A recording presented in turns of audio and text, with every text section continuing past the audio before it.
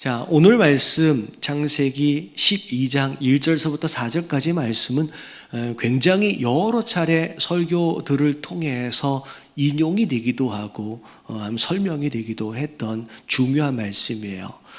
믿음의 조상이라고 불려지는 아브라함의 시작이 어떻게 되어 있느냐라고 하는 것, 이 내용들은 어떻게 보면 신앙의 시작과 더불어 신앙의 가장 중요한 핵심적인 부분들을 함축적으로 담고 있는 구절이라고 생각할 수 있을 것 같아요. 그래서 오늘 말씀을 통하여 우리의 신앙의 가장 중요한 핵심과 기준들을 다시 한번 이렇게 세워갈 수 있는 저와 여러분들 되시길 주님의 이름으로 축원합니다.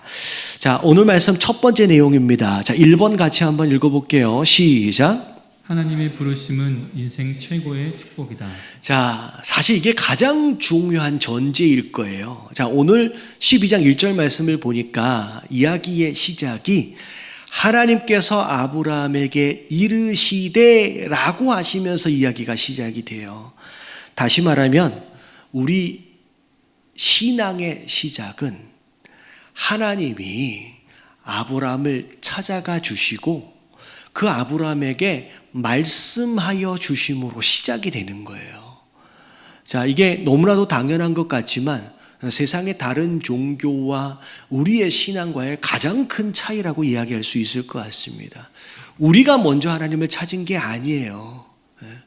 우리가 먼저 하나님께 나아간 게 아니라 하나님이 먼저 우리를 찾아오셨어요.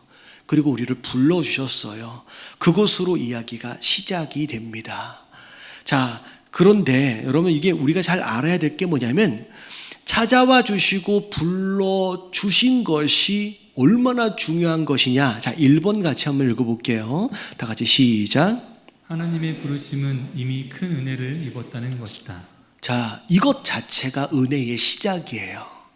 제가 전에 말씀드렸다시피 여러분 하나님께서 아브라함이라고 하는 그 한 사람에게만 찾아가 주시고 그 한 사람에게만 말씀하셨다라고 생각하지는 않습니다.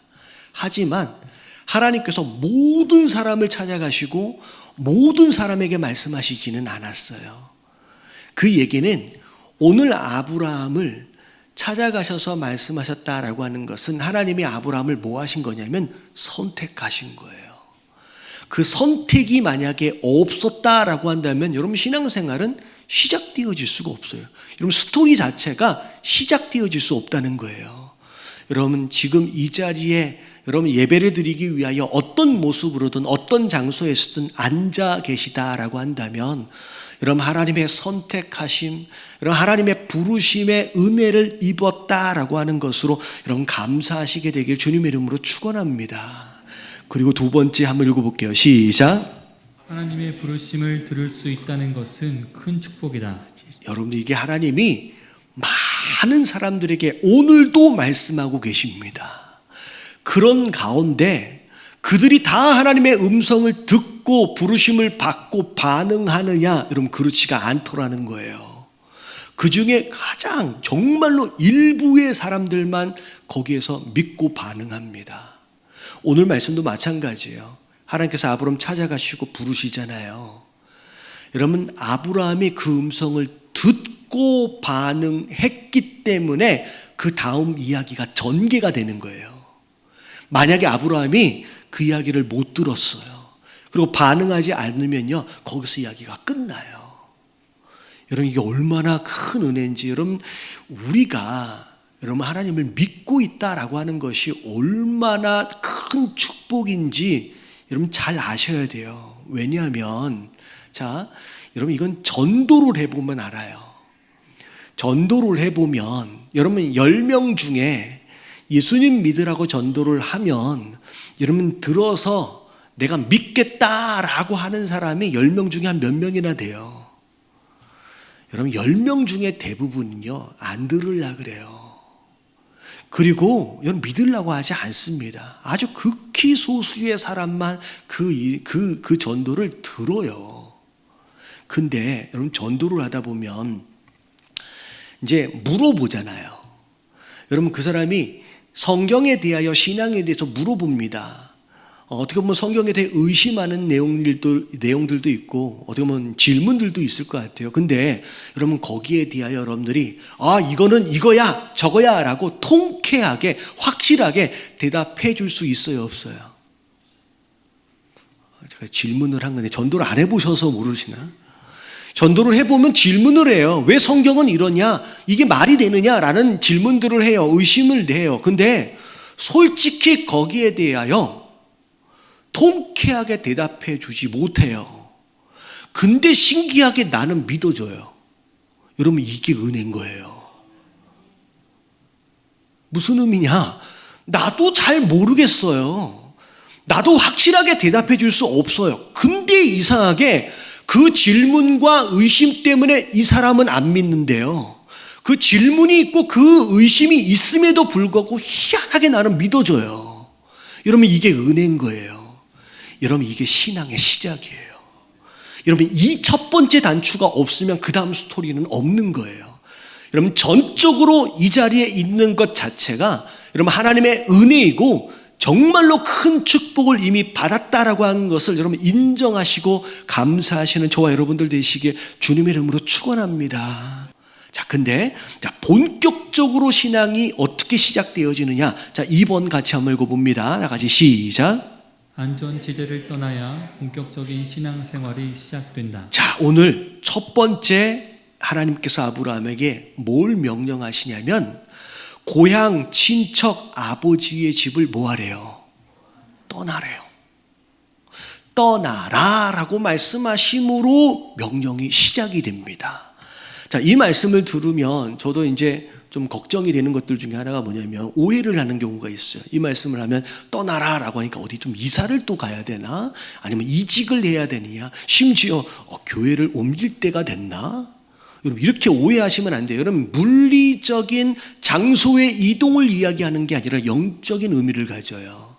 자, 떠나라고 말씀하시는 고향 친척 아버지의 집은 영적으로 의미하면 안전지대를 의미합니다. 자, 영어로 뭐라고 얘기하냐면 그린존이라고 얘기해요. 자, 그린존에 대해서 여러 차례 설명을 드렸기 때문에 다 아실 거예요. 전쟁들이 막 있는데 자, 군대 수뇌부가 있는 딱 그 장소는 여러 겹의 바리케이트를 쳐서 안전한 장소로 만들어요. 그래서 바깥에는 전쟁이 막 일어나는데 안에는 굉장히 안전하게 보이게끔 심지어 수영장에서 파티하고 있어요. 근데 그런 장소가 그린존이에요.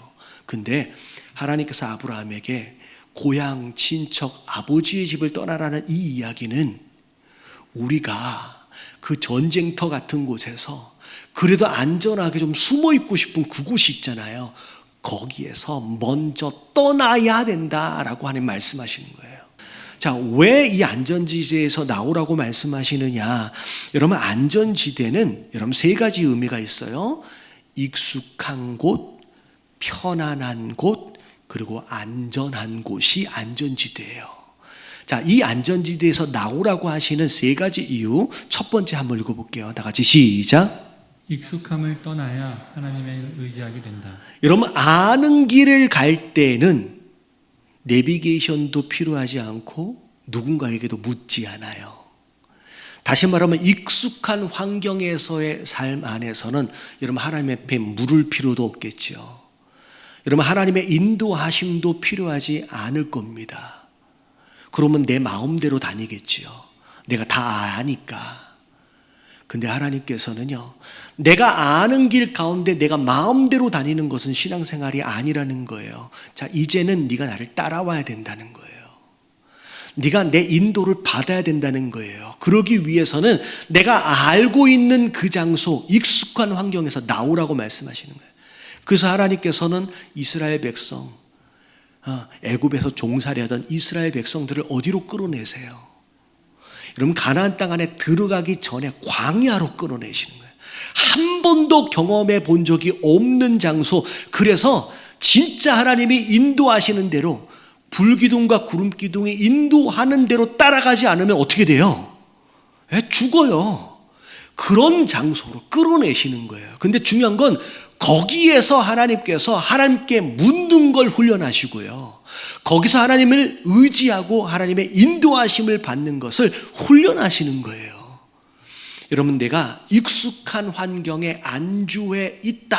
그래서 내가 다 알기 때문에 더 이상 묻지 않고 내 마음대로 길을 걸어가고 있다라고 한다면 여러분, 그 익숙함에서 여러분 빨리 떠나시게 되길 주님의 이름으로 축원합니다. 예, 나와야 돼요. 이젠 내 마음대로 내가 아는 대로 사는 게 아니라 하나님이 인도하시는 대로 살아가야 할 때가 됐다라는 거예요. 그래서 익숙함을 떠나도록 하시는 거예요. 하나님만 의지하게끔. 자, 두 번째 읽어볼게요. 다 같이 시작. 편안함을 떠나야 새로운 것을 경험하게 된다. 여러분, 편안한 거 되게 좋잖아요. 그래서 여러분 서 있으면 뭐 하고 싶어요? 앉아 있고 싶고요. 앉아 있으면 이렇게 눕고 싶죠. 자, 누워 있으면 뭐 하고 싶어요?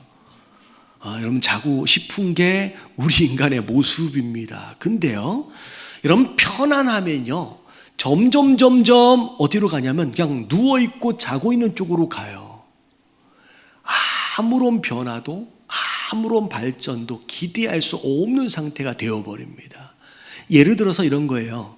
자, 우리 그 전 세계적으로 이렇게 지도를 보시면 아프리카 가운데서도 열대 우림이 있고 남미 지역도 이렇게 보면 열대 우림이 있잖아요. 여러분, 이런 지역은 솔직히 살기에는 되게 좋은 곳입니다. 굳이 씨를 뿌리고 경작하지 않아도 웬만하면 그냥 때 되면 열매가 멸려요.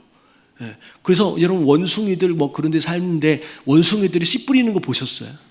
이게 뭐냐면 씨 뿌리지 않아도 경작하지도 않아도요 그냥 먹고 따먹을 것들이 풍성한 곳이 그런 열대 우림 지역이에요.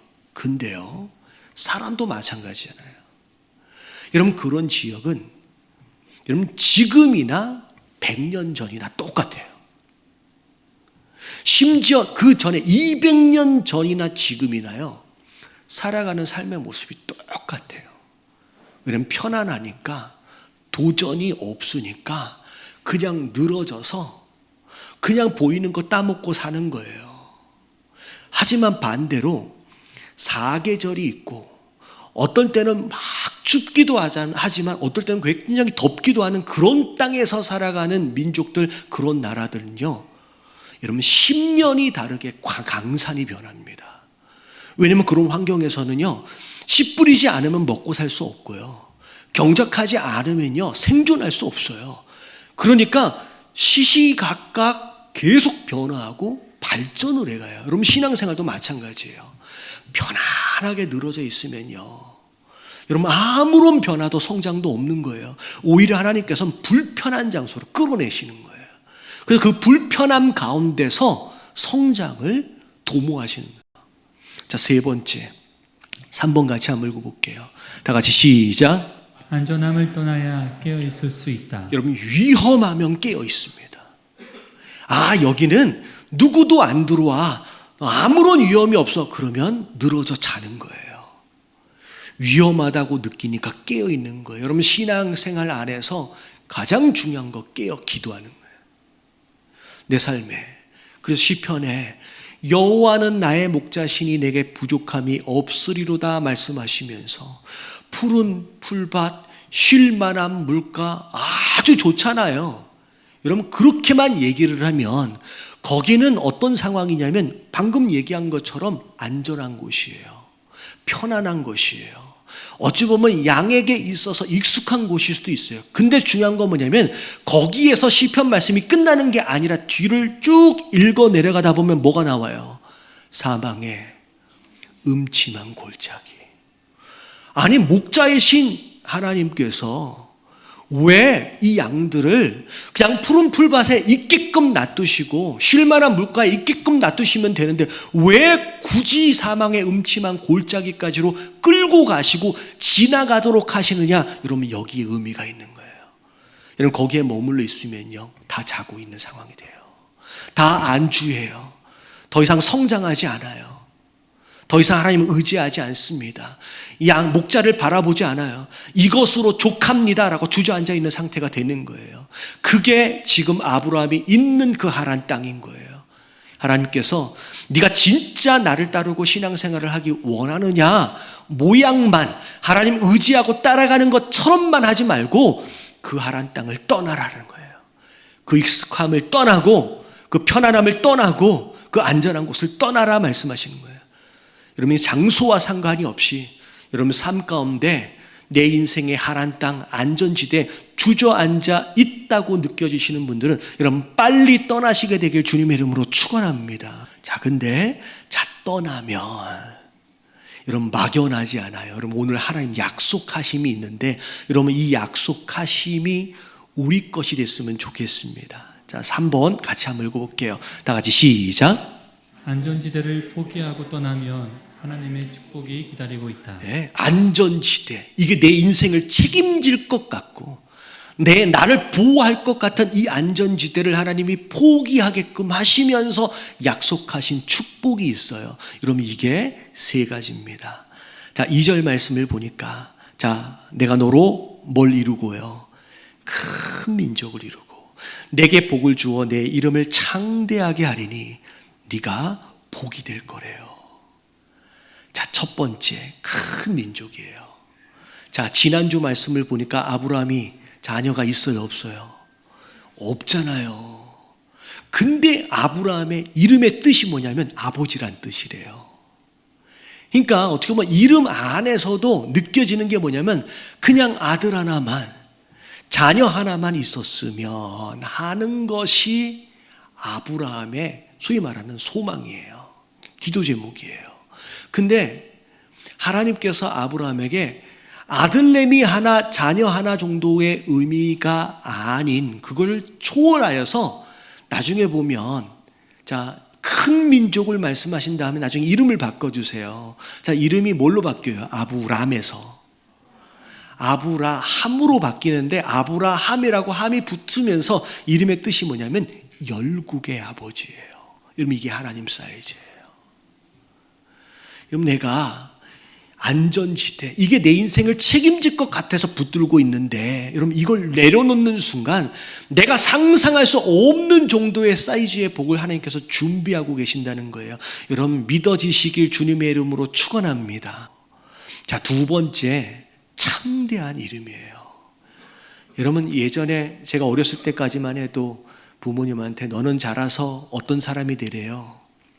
훌륭한 사람이 되래요. 여러분, 이 훌륭한 사람이 되라는 표현은 요즘에는 쓰지 않습니다. 그렇잖아요. 우리 아이들한테 그런 얘기 안 하거든요. 근데 이 훌륭한 사람은 굉장히 중요한 의미를 갖는 단어예요. 마치 여기서 말하고 있는 창대한 이름을 말하는 것처럼, 그리고 우리가 욥기에서 봤던 것처럼 동방 사람 중에 가장 훌륭한 자라고 얘기하는 것처럼 그냥 물질만 많다고 창대한 이름이라고 얘기하지 않거든요. 그리고 어떤 사업 정도를 성공했다고 훌륭한 사람이라고 이야기하지 않습니다. 여러분, 물질적인 부유함 뿐만이 아니라 어마어마한 선한 영향력을 미쳤을 때만, 의미 있는 삶을 살았을 때만 붙일 수 있는 이름이 훌륭한 이름이고요, 창대한 이름이에요. 근데 하나님께서 아브라함에게 그 이름을 약속하셨어요. 그냥 일개, 그냥 시골에 그냥 우상 섬기던 가정 안에서 자란 아들인데 그냥 하나님께서 약속하시는. 그래서 나중에 보면 가나안 땅 안에서 들어갈 때의 스토리를 보면요, 여러분, 누구도 아브라함을 함부로 대하지 않습니다. 일개 작은 가정에 그냥 가장일 뿐임에도 불구하고 가나안 땅서부터를 시작해서 이방인의 왕까지도 함부로 대하지 않아요. 그게 창대한 이름에 대한 응답이에요. 여러분, 마찬가지예요. 그저 이 땅을 살아가면서 요만큼 저만큼, 여러분, 그 정도가 아니라 하나님은요, 살아서도 마찬가지고 심지어 죽어서도 마찬가지고, 여러분, 아브라함의 이름은요 지금도 의미 있게 쓰여져요. 여러분, 그런 인생을 살아가시는 저와 여러분들 되시길 주님의 이름으로 축원합니다. 여러분, 그걸 약속하시는 거예요. 그리고 세 번째, 복에 대한 약속이에요. 근데 내가 너를 복 준다는 얘기가 아니라 네가 복이 되겠대요. 옛날의 성경을 보면 복의 근원이라고까지 번역을 합니다. 이 이야기는 뭐냐면 네가 어딜 가야 복을 받고 네가 누굴 만나야 복을 받고 정도가 아니라 그냥 네가 복 덩어리가 된대요. 그래서 네가 가는 곳마다 너 때문에 그 사업장이 복을 받고 네가 있음으로 인하여 너의 가정이 복을 받고, 여러분 내가 가는 곳마다 여러분 복이 됐으면 좋겠습니다. 할렐루야. 여러분 그렇잖아요. 여러분 내가 가는 곳마다 복이 되면요, 여러분 다른 사람들이 환영하는 사람이 돼요. 초청하고 있는 사람이 돼요. 그리고 만나고 싶은 사람이 되는 거예요. 아니 왜 저 사람은 또 왔을까? 여러분 이런 사람 되면 안 되잖아요. 여러분 복이 되는 거예요. 심지어 오늘 말씀에 잘 들여다보면요, 너를 축복하는 자에게는 내가 복을 내리고 너를 저주하는 자에게는 내가 저주할 거래요. 여러분 이 의미는 뭐냐면 아무도 아브라함을 함부로 못 건드려요. 심지어 나중에 보면 애굽 땅에 기근 때문에 잠깐 내려가잖아요. 누가 잘못한 거예요? 여러분 아브라함이 하나님 말씀을 또 잘 못 들었어요. 그래서 실수한 거예요. 애굽으로 내려간 건. 그리고 심지어 내려가서 자기 아내에 대해서 소개할 때도 거짓말했어요. 어떻게 보면 반은 진실인데 솔직히 거짓말이잖아요. 자기 살라고. 이복 누이긴 하지만 아내라고 소개 안 하고 내 누이라고 그냥 소개를 해서 나중에 애굽 바로에게 아내를 빼앗길 뻔했습니다. 심지어 데려갔잖아요. 근데 솔직히 바로가 잘못한 게 있어요, 없어요? 솔직히 바로는 잘못한 거 없어요. 근데 누가 혼나요? 그럼 바로가 혼나요. 여러분 이 복에 대한 내용이에요. 솔직히 실수도 아브라함이 했고요, 거짓말도 아브라함이 했음에도 불구하고 아브라함이 공경에 처하니까 누가 혼나냐면 바로가 혼나요. 그리고 바로가 혼나고 나서 나중에 애굽에서 가나안 땅으로 다시 올라올 때 여러분 빈손으로 안 올라와요. 실수했는데 어마어마한 이제 재물들을 받아가지고 올라옵니다. 여러분 이게 하나님의 축복이에요. 그냥 아예 누구 말대로 그냥 찍어놓고 봐주는 거예요. 그냥 넌 내 사람이야. 여러분 이런 복을 좀 받았으면 좋겠습니다. 좀 잘못해서 넌 내 새끼니까 하면서 딱 끌어안아주는 이런 복을 받는 거예요. 여러분 내가 이거 붙잡고 있으면 내 인생 책임질 것 같지만 여러분 이 안전지대가 우리를 보호해 주는 게 아니에요. 하나님 뭐라고 말씀하시냐면 그동안 붙잡고 있고 그동안 의지하고 있는 그동안 숨어 살았던 그 안전지대에서 나오라고 말씀하시면서 이제 내가 네 인생을 책임지겠다 말씀하시는 거예요. 여러분 그 말씀을 믿으시는 저와 여러분들 되시길 주님의 이름으로 축원합니다. 하나님이 우리 인생을 책임지시겠다고 말씀하시는 거예요. 근데 여러분 이게 쉬워요, 어려워요? 이게 문제예요. 여러분 머릿속은 다 이해가 되는데요, 아 그러면 너무 좋겠네 라고 하는데 그게 너무 어려워요. 그래서 데라가 하란에서 죽었어요. 여러분 다음 주 말씀에 대한 예고편이에요. 다음 주 말씀은 뭐냐면요, 여러분 100명 중에 99명이 하란 땅에서 죽습니다. 믿고 있다고 하지만 대부분 그 안전지대 안에 갇혀서 그렇게 다 죽어요. 신앙인 중에 극히 일부 아주 소수가 그 안전지대를 나와요. 그래서 오늘 하나님의 약속하신 이 세 가지 축복을 아주 소수가 누립니다. 저는 그 소수 가운데 우리 예담교인들이 있었으면 좋겠습니다. 저를 포함해서. 여러분 다음 주에 어떻게 해야 그걸 내려놓을 수 있는지를 우리가 함께 살펴볼 텐데, 하나님 오늘 이 하나님의 말씀, 아브라함을 부르시는 그 하나님의 음성이 나를 부르시는 하나님의 음성으로 듣게 하시고, 그동안 내가 숨어 살던 그 안전지대, 그 그린존에서 이제는 나올 수 있는 자가 되게 하여 주시옵소서. 여러분 그렇게 기도하며 결단하며 여러분 한 주를 살아갔으면 좋겠습니다.